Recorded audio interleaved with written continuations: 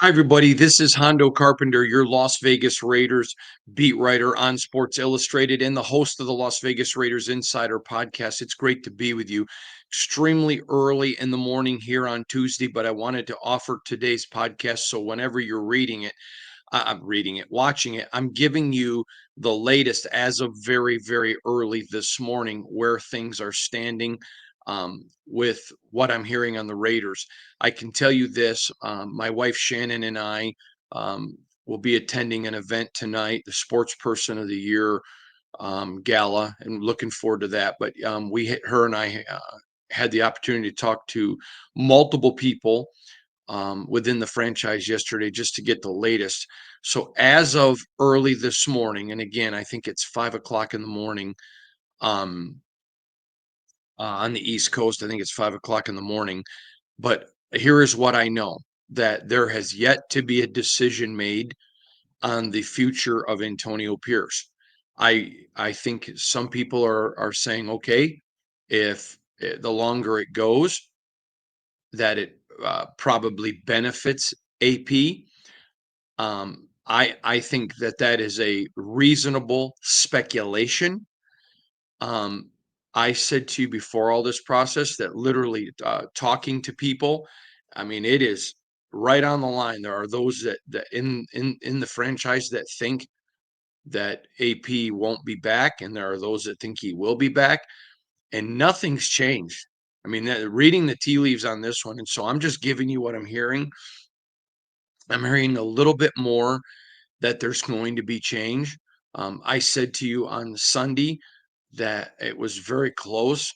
I was hearing from more people who thought that he would not be retained, and I think my wife would probably agree. After our conversations yesterday, I'm hearing it a little bit more that he might not be retained, but nobody knows except Mark Davis, and that's going to be a call that he makes. But I've had people say to me, now that he had a press conference, is it a given that he'll be back? No, I don't believe that. Doesn't mean he won't be, but I don't think that's a given. I wouldn't read the tea leaves that way. This is one of those things where I believe Mark Davis is being extremely wise and is analyzing every part of the franchise. He knows where he wants to go. He knows what he wants to do. I can totally tell you that he is consulting with Tom Brady, talking with Tom Brady. What does Tom think? And among other people. And one thing that I can tell you about Mark Davis is that he is a listener.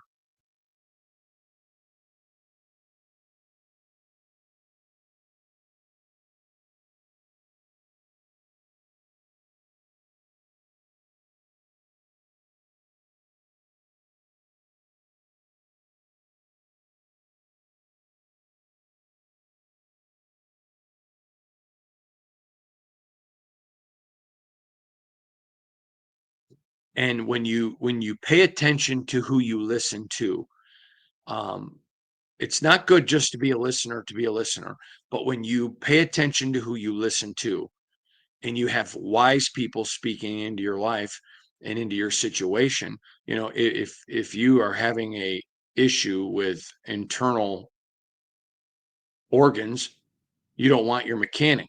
But if you are dealing with issues on your vehicle, you don't want to talk to an internal organ doctor.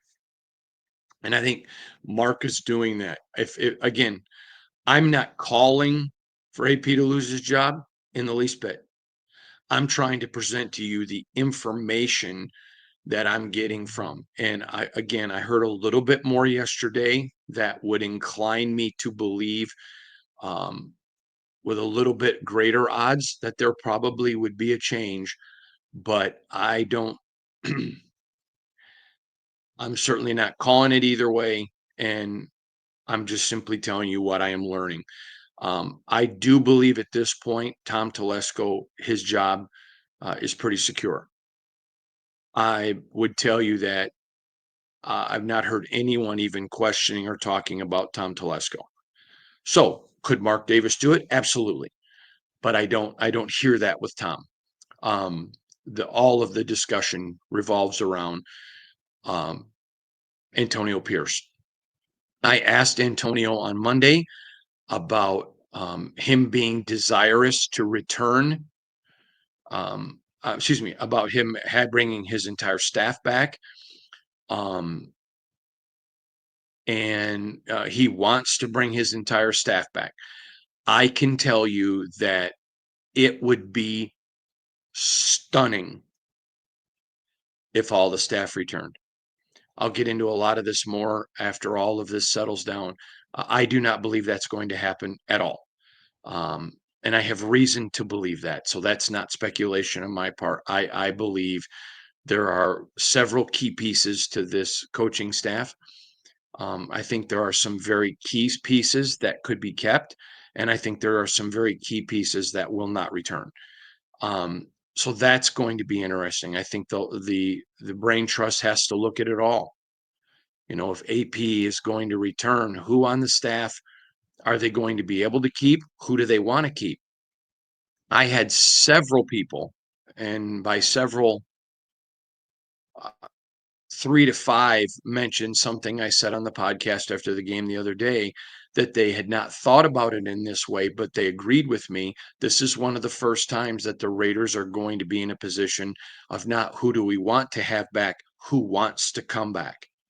That is going to be fascinating. That is going to be extremely fascinating to me. I think it's going to be eye-opening to some of the fans, and it's going to really show you about the buy-in from key people. And I want to address this one area because I've talked to a lot of people, and I firmly and emphatically, and I have done this a very, very long time. I've seen a lot of coaching changes, a lot of regime changes. Um, it's never one person.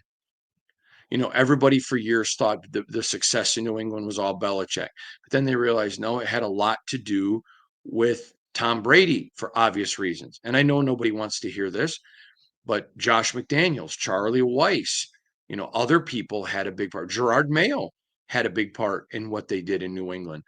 And so it's understanding key people. I'll give you an example. I don't believe anyone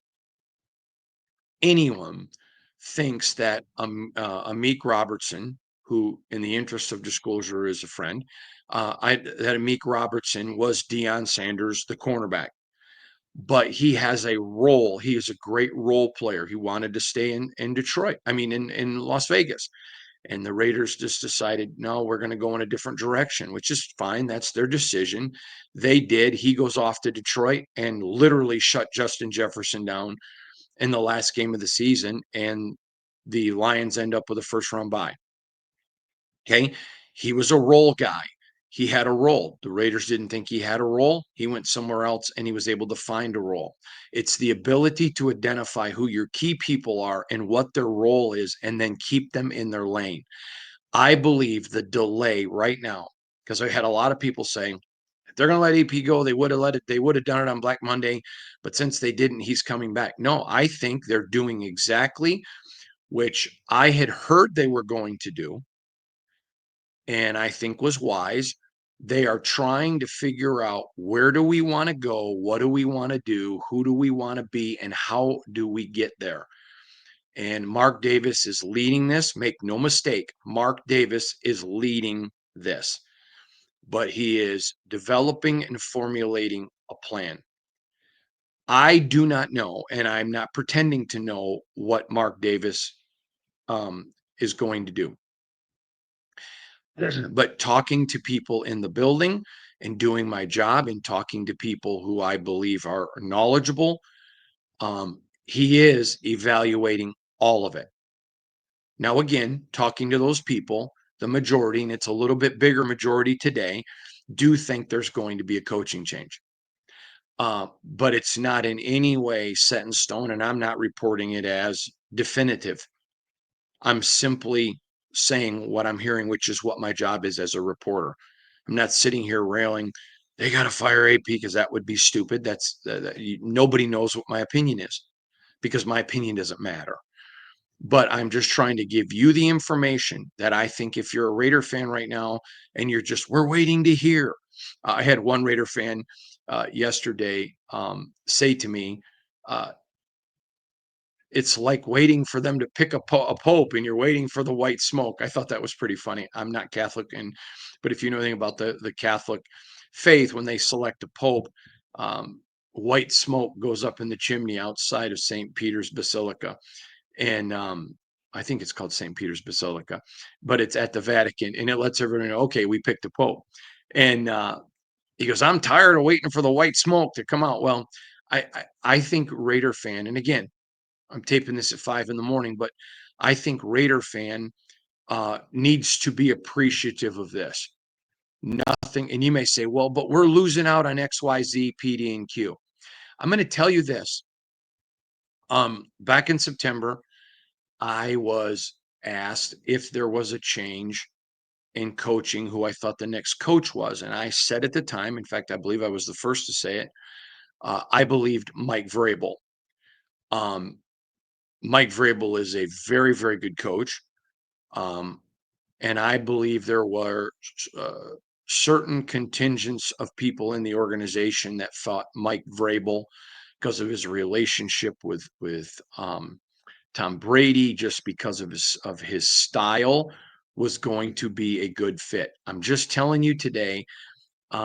I don't believe that's going to happen now. Certainly could, but I'm very uh, I don't think that's going to happen. Again, it may. I think he's going to take the Patriots job. I think he interviewed with the Jets to try to push the process along, and the Patriots got rid of Gerard Mayo immediately. And I think the Raiders were saying, we don't want to make any swift moves. We need to. This is too big of a decision for us to do anything swiftly. And some of you may not like that. Um, I think I was told by someone who knows Mike very, very well yesterday that they thought he was going to the Patriots. Um, and they told me that they had thought all along he would end up uh, with the Raiders. They didn't think the Patriots job would come open after 1 year. So there you go. I am hearing of some really interesting names. Now, I want to address one area because it's very important to me. When you cover a team as a beat reporter, my job is to relay to you the information that I'm hearing. And a lot of times it almost feels disrespectful to talk about who could be potential coaches when they already have a coach. And I want you to know that that's not a ground that I cover lightly. It is not a disrespect of Antonio Pierce, of whom I respect greatly. It is the fact that my job is to be presenting to you all the information, and this is what's going on. And so I am hearing some very, very strong names. When this whole process resolves, I will write a very fascinating article, Ezekiel Trezevant and I will, that I believe will put all of this into context. If you read my Davante Adams um, story inside the divorce of Davante, there's more details that I'll be able to put out there um, after it. But we're going to do a very detailed story about everything that happened after um, Josh McDaniels was fired up through even what's going on now. We'll give you all of that in a deep dive article. So I would just say to you where they stand today, I think the Raiders are being wise. I think the Raiders understand the enormity. Now, I also want to tell you there are some you could make a strong case of why AP should stay, and I think you could make a case of why AP shouldn't. That's not my job. I'm not an attorney or an advocate or a lawyer. But what I will tell you is this: there are plenty of very good candidates out there that maybe aren't being talked about. And I'll leave it there. And so I think that you need to just trust this process right now. Now, listen, Raider Nation, you have not had an enormous amount of reasons given to you by your organization to trust them. I even said to AP yesterday, and you may have seen it. The only consistency in my 5 years of covering this team has been inconsistency. And that's just the truth. And to win in this league, you have to have a QB1. The Raiders don't. They have a young guy that may be it, but nobody can declare that definitively. And there were some holes and there were a ton of injuries, which is legit. There were a lot of mistakes, a lot of them, a lot of them. And by a plethora of people, you can't even put that on one person. So, anyways, I think that they're being wise. And I can tell you that I think there were hints of it in the last process. And let's go back to when Rich Bisaccia did not get the job. I think they tried, but I don't think they were very thorough implementing a plan for the future of the Raiders. Then they go to AP. And again, I and this is not an AP issue, so don't hear that. But I think the organization failed in setting an implementation plan that works. I certainly think they could implement and keep AP one now, but I think they are being detail oriented. My wife is a highly successful, sought after nurse. My wife is an absolute genius when it comes to the medical field. I have personally witnessed multiple doctors where they've thanked her for because she stood up to doctors and said, "Listen, I think you're wrong. There's a misdiagnosis or this or that," and she saved people's lives and saved a lot. And so she's very highly successful. And one of the things that I have watched firsthand with my wife in the medical field is she's almost like a pilot. Before every flight, pilots check a million things. They've got all these huge checklists because they're trying to save the 175 people in their bird.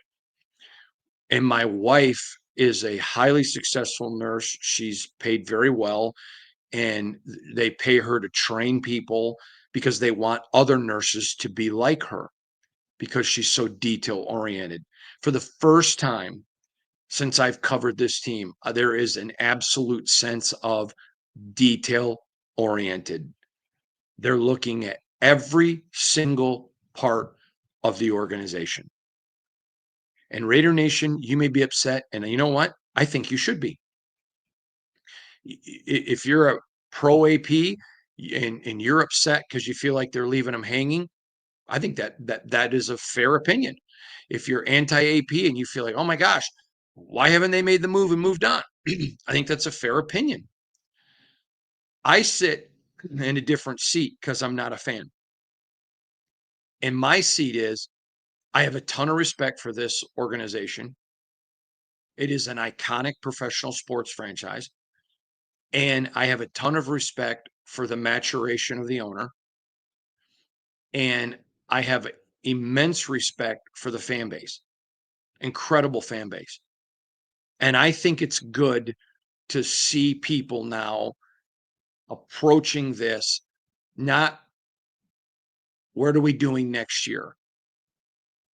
It's where do we want to be in 10 years and what do we have to do to get here now? I asked AP yesterday.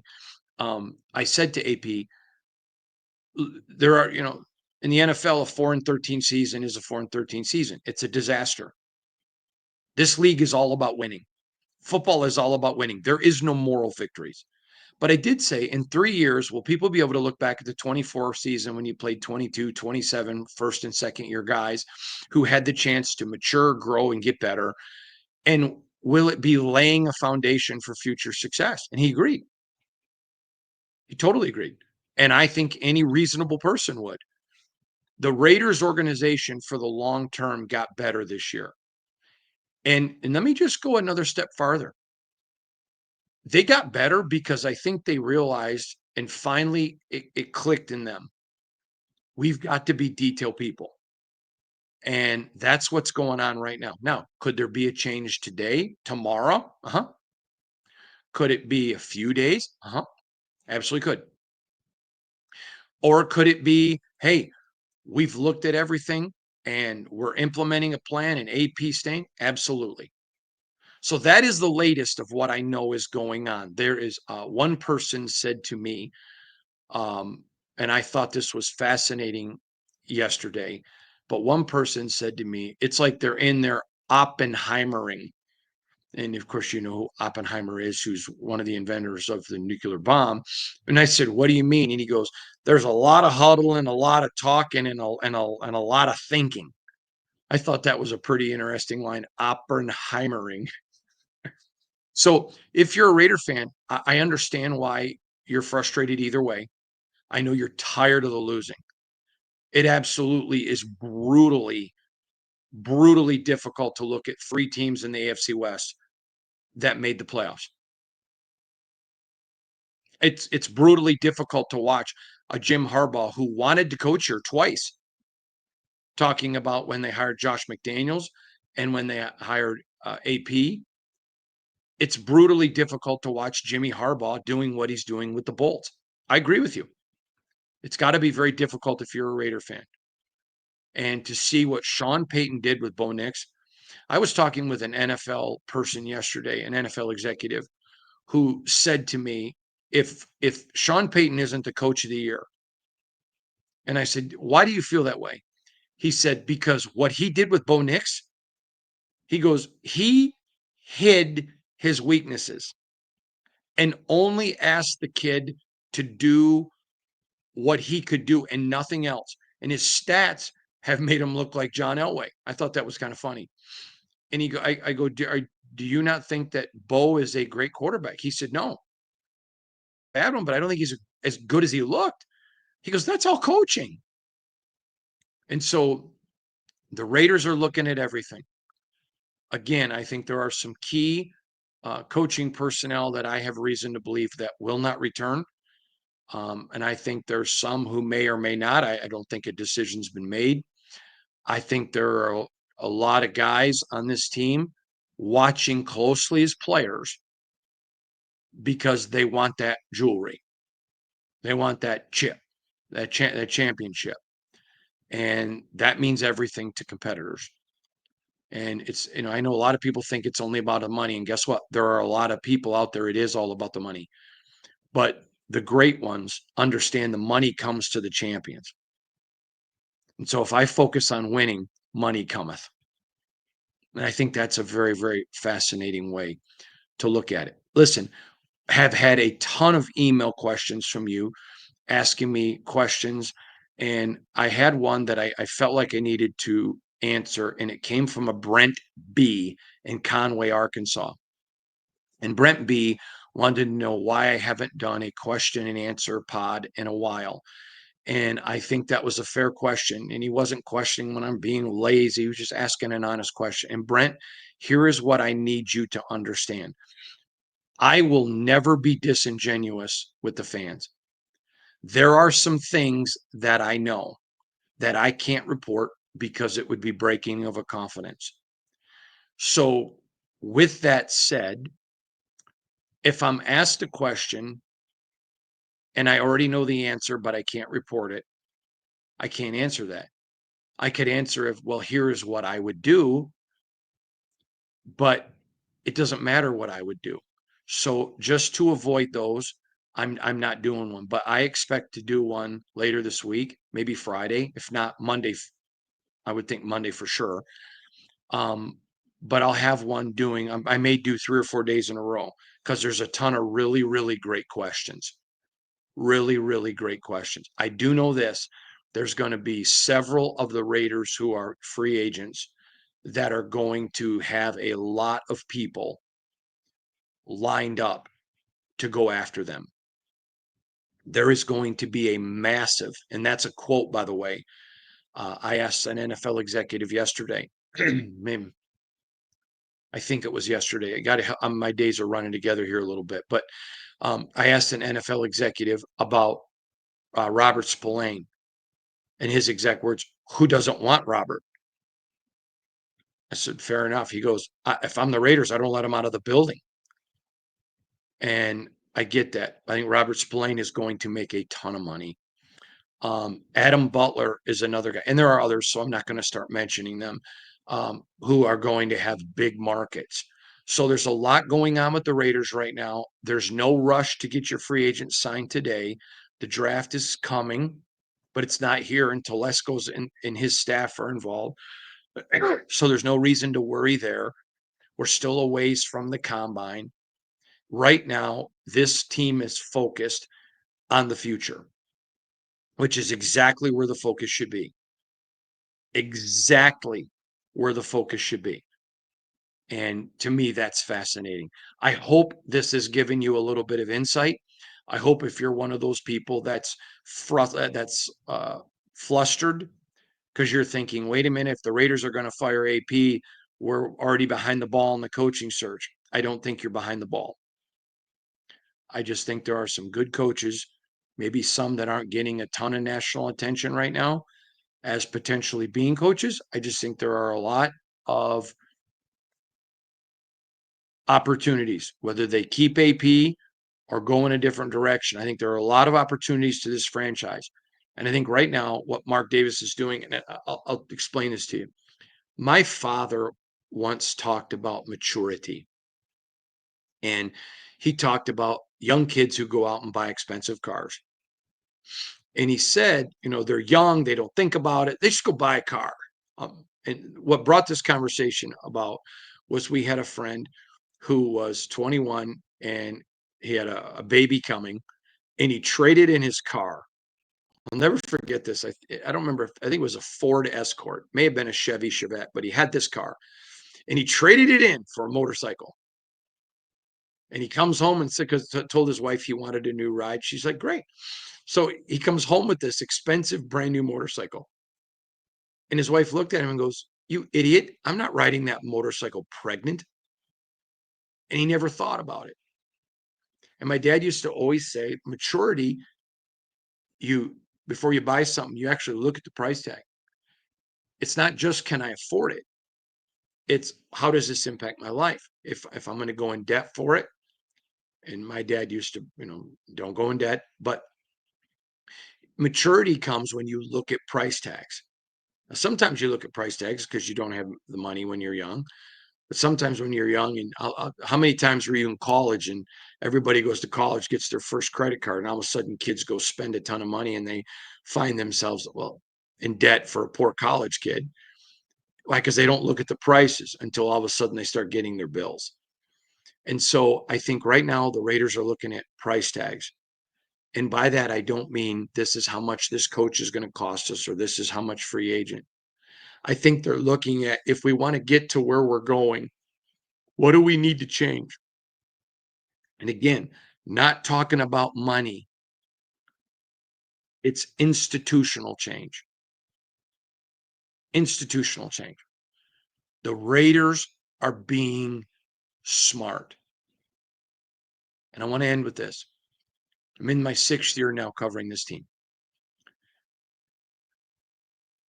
And being totally fair, I have not always been able to tell you the Raiders are being smart. I think they've made some bad decisions. I don't ever one time I've never felt the decision Mark Davis made was disingenuous. I just felt there's been some bad decisions. And not just by Mark, by others in the organization. For the first time since I have covered this team, I think they're being smart. I think they're looking at a lot of things. I would not be shocked if Mark Davis is talking to players, not asking them, who do you want? But I would be having conversations with lots of people on this team. I'd be talking to champions on this team. I'd be talking to guys on this team. I'd sit down with a rookie like Brock Bowers and say, hey, give me your thoughts on the organization. You came from a successful organization run by Kirby Smart. What are some things that you feel? You may say, well, he's only been in the NFL a year. Yeah. Well, you're not asking him to reinvent the wheel. but you're looking at everything. How do we scout? I think they're taking a long look at the strength and conditioning program. I think they're taking a long look at every area in this franchise, top to bottom. Is everything on the same page? I shared with you before, one of my favorite Bible verses is, can two people walk together lest they be in agreement? And I think the Raiders are finally trying to get everybody on the same page. I respect that and I like it. You're in the AFC West and your three rivals are all in the playoffs. I don't think Bo Nix is the greatest quarterback in the NFL. I'm not going to pretend like I do. I think he had an amazing rookie season. And hats off to him, because I told you during the draft process, I thought he was a great kid. A lot of the people I trust in the draft who've drafted quarterbacks and done well had a lot of concerns about him. And Sean Payton masterfully developed him. So you've got three really good coaches. I think you have two elite quarterbacks. No, that's not true. I think you have one elite quarterback, the best in the business, in Patrick Mahomes, and two guys playing at a very elite level. I think Herbert's better than Nix. And then you have the Raiders. And they are trying to figure it out. And that's where they sit right now. Obviously, if things develop and change, we'll deal with that. But I appreciate you for keeping it at si.com/NFL/Raiders. We are pumping out tons of content. We did a story yesterday with Shedeur Sanders' stock is dropping. That's happening. That's real time. That's NFL people saying it, and it's not just sourced. That article went viral, and I appreciate all of you who read it. But we're bringing you information on the franchise, and we're avoiding speculation. And one last thing, I tweet out information that's about your Raider team. I don't tweet out only my articles. And I had a guy yesterday rip me for an article, and it was an article, by the way. I think it was about a disgruntled wide receiver coming to the Raiders. And I totally disagreed with the article. It's why my bio in my Twitter says RTs are not endorsements. But I don't want to control speech. If somebody has an opinion I disagree with, I'm not God. I put it out there for people to read it. What do you think of this? To talk about it. So, you can disagree without being disagreeable. But we're going to bring you all the information. 14 to 20 stories every single day about your Raiders. We are scouring, looking for the best information for you at si.com/NFL/Raiders. And I want to thank you, because you're going there and you're reading and you're watching and you're listening, and you're awesome to deal with. So thank you, everybody. And I appreciate you. I'm going to bring you the latest. But I think if you're a Raider fan, whether you are on a keep AP plan or you want change, I think everybody right now should be pleased. Everybody should be happy with where this is sitting, what they're seeing, because I think your franchise is making some wise decisions to look, analyze, to scrutinize, and figure out who they are. God bless you, everybody.